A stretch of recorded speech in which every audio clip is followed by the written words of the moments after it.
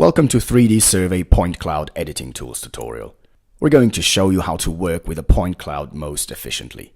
To start, just a few tips on how the 3Dsurvey viewer works. Use left mouse click to rotate the model, middle button to pan the model, and scroll up or down to zoom in or out. If you'd like to inspect a part of the model in detail, the best way is to move the area point cloud to the center of the 3D cross. Do this first from the top view, followed by the side view. You can also increase the point render size for a better quality. We can zoom in now and clearly see the details. To delete points from a point cloud, simply select them and click Delete. You can also press Delete button on your keyboard. Doing measurements on an active site means you're dealing with constant change and it's simply impossible to monitor everything as you go. That's when the quality of your data comes in. It enables you to check the changes in terrain height with point snapping tool, the point elevation being displayed in the bottom left corner of the 3Dsurvey software. To see all the changes, select the area and move points to a level you want.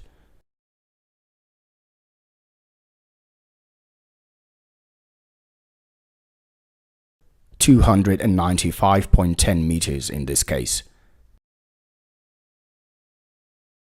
Calculate digital surface model and check the result.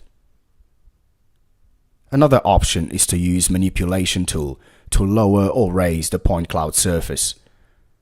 It comes in handy in case you know how much the surface has been changed in comparison to your last data acquisition. Just select the area of points you want to move, click Manipulate Points and select Increase. Set it, for example, to -2.15 meters. That way, all the selected points get automatically reduced by the selected value.